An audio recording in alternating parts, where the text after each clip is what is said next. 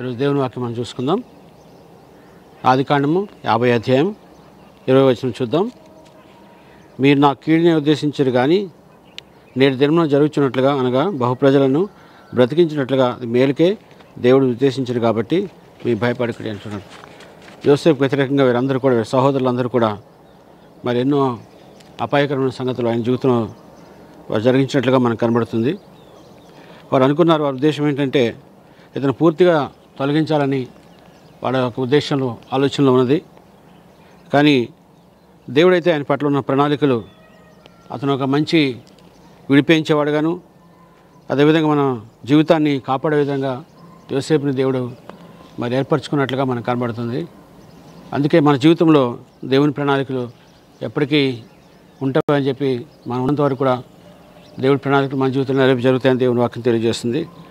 అప్పుడు చాలాసార్లు అనుకున్నానంటే అక్కడ ఉన్న వాళ్ళందరినీ మరి తప్పుడు మార్గంలో నడిపించి యోసేపుని అక్కడిని తప్పించాలని ఎంతగా ప్రయత్నం చేశారు. కానీ దేవుని ప్రణాళికలు గొప్పగా ఉన్నాయి కాబట్టి, ప్రణాళికలు ఎంత గొప్పగా ఉన్నాయి కాబట్టి ఆయన జీవితంలో దేవుడు చేసిన ప్రతి కార్యం బట్టి దేవునికి వందనాలు చెల్లిస్తున్నాం. ఎందుకంటే ఆయన జీవితంలో జరుగుతున్న ప్రతి పరిస్థితిని స్టెప్ బై స్టెప్ ఒకటొకటిగా ఆయన అన్నింటినీ తొలగించినట్లుగా ఆయన గొప్ప ప్రణాళిక దేవుడు ఆయన పట్ల మరి గొప్ప ప్రణాళిక కలిగి ఉన్నాడు. God has a different plan for his life. ఆయన జీవితం పట్ల దేవుడు గొప్ప ప్రణాళిక కలిగినట్లుగా మనకి కనబడుతుంది. అందుకే చూసినట్లయితే మనము మరి ఆయన జీవితంలో స్టెప్ బై స్టెప్ దేవుడు మరి ఆ సమస్యలన్నీ తొలగించినట్లుగా మనకు కనబడుతుంది. దేవుడు మన పట్ల ప్రణాళిక కలిగి ఉన్నాడు.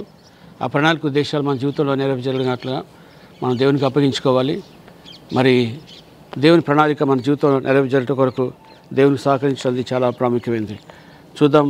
యెషయా గ్రంథము 14 అధ్యాయం 24 వచనం చూద్దాం. సైన్యంలోకి అధిపతి యెహోవా ప్రమాణపూర్వకంగా ఇలాగ సెలవిచ్చున్నాడు, నేను ఉద్దేశించిన నిశ్చయముగా జరుగును, నేను యోచించినట్లు స్థిరపడను. దేవుని వాక్యం ఏం తెలియజేస్తుందంటే, సైన్యంలోకి అధిపతి యెహోవా ప్రమాణపూర్వకంగా సెలవిచ్చున్నాడు, నేను ఉద్దేశించిన నిశ్చయముగా జరుగును. అంటే ఆయన ఏదైతే ఉద్దేశించాడో మన జీవితం పట్ల ఆయన ప్రణాళిక ఏదైతే ఉన్నాయో అవన్నీ తప్పకుండా మన జీవితంలో నెరవేర్పు జరుగుతాయని యోసేపు జీవితంలో అదే జరిగింది. ఆయన సహోదరులు ఎంతగానో మరి అపాయం జరిగించాలని, కీడు జరిగించాలని ఎంతగానో ప్రయత్నం చేశారు. కానీ దేవుని ప్రణాళికలు వాటి మీద ఉన్నాయి కాబట్టి అవన్నీ కొట్టివేయబడి దేవుని ప్రణాళిక మాత్రమే యోసేపు జీవితంలో నెరవేర్చినట్లుగా మనకు కనబడుతుంది. అందుకని సైన్యంలోకి అధిపతి యెహోవా ప్రమాణపూర్వకంగా ఇలా సెలవిచ్చున్నాడు, నేను ఉద్దేశించినట్లు నిశ్చయముగా జరుగును, నేను యోచించినట్లు స్థిరపరచబడను. మనం ఏదైతే యోచిస్తామో అది తప్పకుండా మన జీవితంలో స్థిరపరచబడుతుందని నమ్ముతున్నాం. అందుకే మనం నమ్ముదాం, విశ్వాసంతో దేవుని ప్రణాళికను నమ్ముదాం, దేవుని ఉద్దేశాలు నమ్ముదాం. దేవుడు తప్పకుండా మన జీవితంలో మరి ఆయన ప్రణాళికను మన జీవితంలో నెరవేర్చి జరిగిస్తారు. అయితే దేవుడు ప్రణాళిక మన జీవితం నెరవేర్చినప్పుడు అపాధి ప్రణాళికలు తలకిందులుగా అయిపోతాయని దేవుని వాక్యం తెలియజేస్తుంది. కాబట్టి అందుకే మన జీవితంలో దేవుని పట్ల మనం నమ్మకము, విశ్వాసము ఉంచడానికి చాలా ప్రాముఖ్యమైనది. అందుకే ఈ సమయంలో దేవుడు మన పట్ల ఉద్దేశంలో కలిగి ఉన్న దేవుడు కాబట్టి ఆ ఉద్దేశాలు మన జీవితంలో నెరవేర్చడం కొరకు దేవునికి అప్పగించుకోవాలి.